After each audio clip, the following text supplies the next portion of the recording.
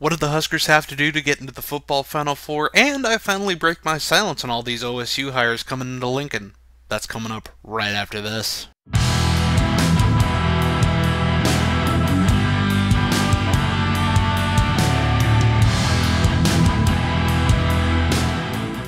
Hey there folks, welcome to the first 5-step drop of 2015. I hope you had a safe and happy new year. Always an important combo.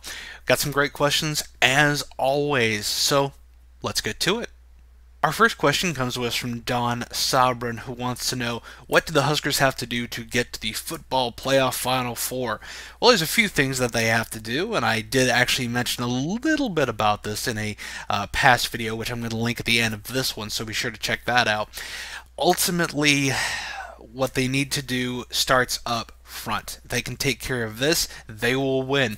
Got to make sure that offensive line is taken care of. Got to make sure that Coach Cav, a fine last name by the way, Coach Kavanaugh, is able to take a number of centers, number of guards, number of tackles, and teach them proper communication. Proper communication will go a huge way.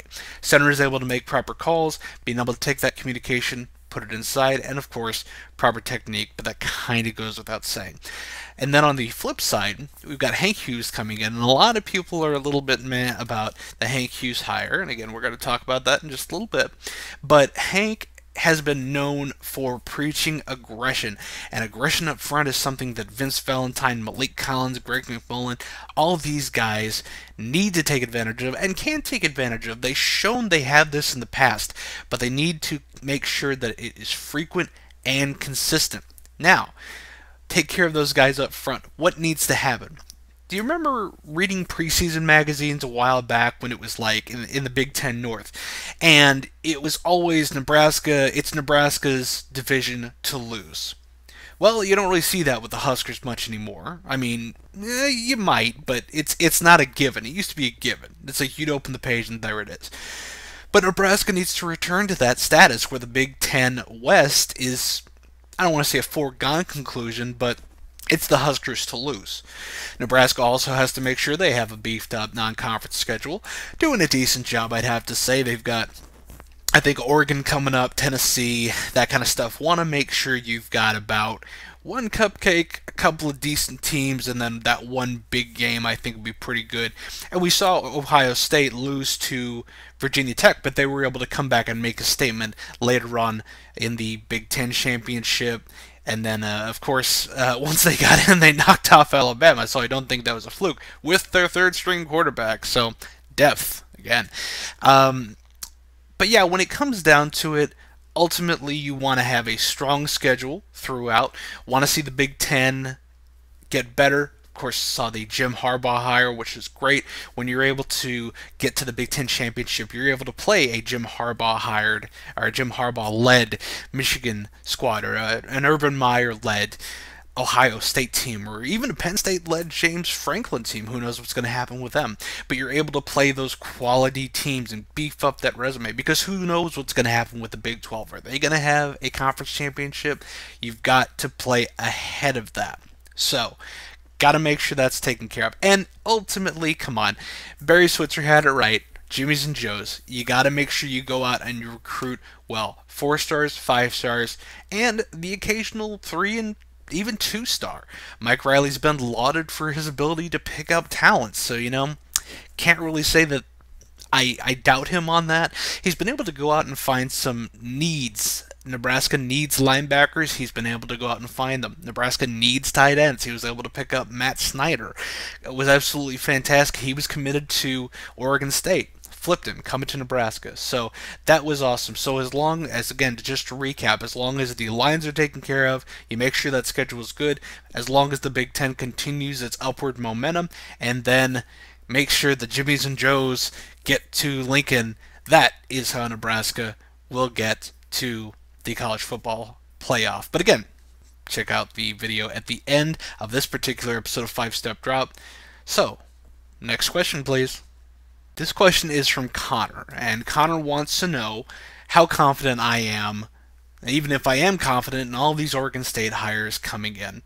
Well, one thing that I did is I had my initial reaction when these hires were being brought in, but I didn't want to come out and damn them or, okay them right away. I wanted to do some research, and I also wanted to make sure that they were able to be brought in. As of this taping, there is one more, and that is the wide receiver coach. There's some names that are out there, but nothing has been named as of yet.